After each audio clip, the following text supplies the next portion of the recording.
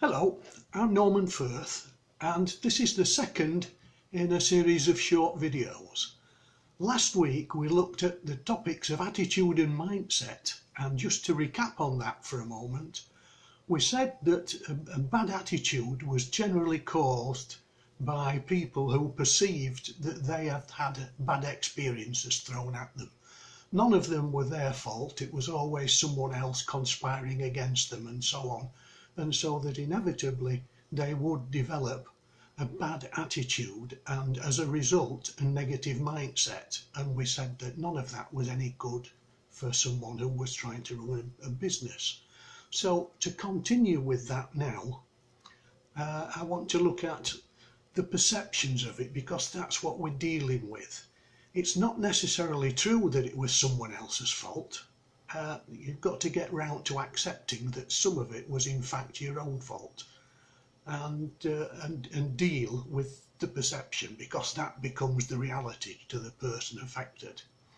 So I want to move on now to compare the mental window that we said we all look through, and which if it becomes dirty it spoils our attitude, and compare that with a car windshield.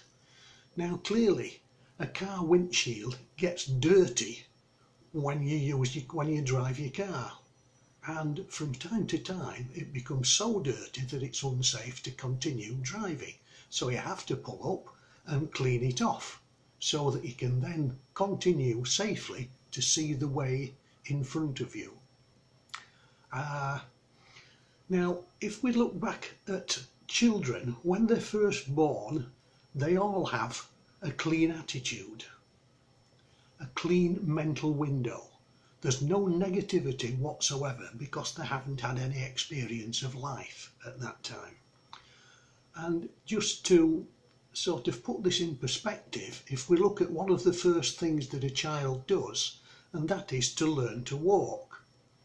And of course they usually do it by pulling themselves up on a piece of furniture, and once they've got the balance and they think, right, I'm off now, they let go and they start to take their first tentative steps. Now inevitably they fall down, but what do? They don't blame somebody else or look down to see if mum had left a brick or something on the carpet that they tripped over. They just get up and try again. And this can go on for weeks. Okay, some children are very good and could learn within a matter of a day or two, but others it might take them weeks. But they still continue with this positive attitude until eventually they're successful, and then usually what you get is a big grin. And obviously the gleeful parents go and give them a big hug, and it's wonderful, the first really positive experience. Now, I want to go on now to dispel something that is a bit of a myth for some people. Some people actually believe that a child never has a negative experience or is exposed to any negativity at all until they leave home and go to school for the first time, where they're exposed to the behaviours and so on, perhaps criticism or bullying, if you can call it that at that age, by other children, or perhaps something that a teacher has criticised them from, bad behaviour or doing something wrong or whatever, and that's when it all starts. But of course the truth of the matter is that depending upon the mindset of the parents of the child and other family members who it is surrounded by in infancy, it can start at such an early age, because if all the child hears whilst he's sat in a pushchair or crawling about on the floor, if all he picks up in negative vibes from conversations like, oh, we'll never be able to afford a nice house or nice holidays or anything like that, things like that just don't happen to us, we'll have to make do, it's always somebody else who gets, you know, the good things in life, and we're left to scrimp and scrape, you know.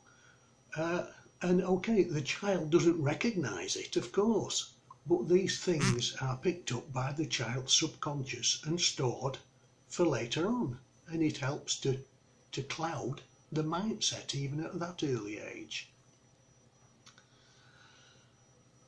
On the other hand, alternatively, of course, if the child happens to be brought up in a home where the parents are very positive, they've got a real get up and go attitude to life, and all they talk about is what they expect to achieve in life, like good things, depending on how we all see good things, but if you like living the dream or looking forward to more money, more possessions, big houses, cars and holidays and all that sort of thing, and a good home to build children, to bring children up in, rather.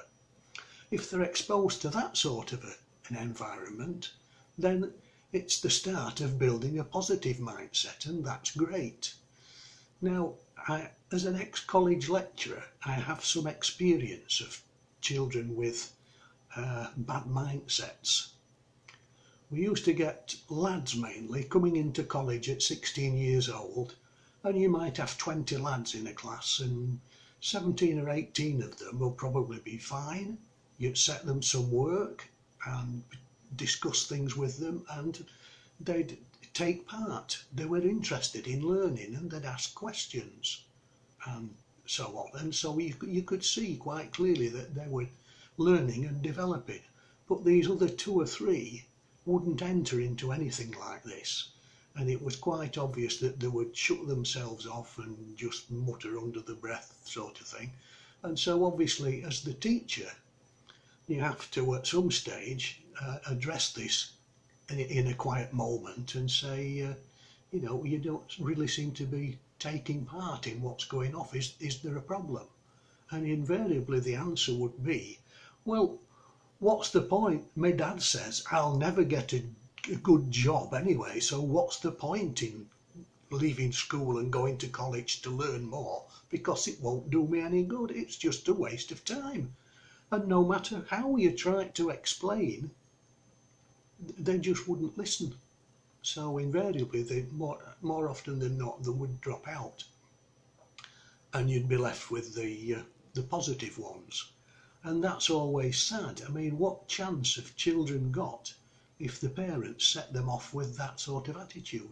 But again, probably the parents don't realise that what they're doing is having such a negative effect on the children, because it's de rigueur for them. It's just how life is. They don't see it any other way.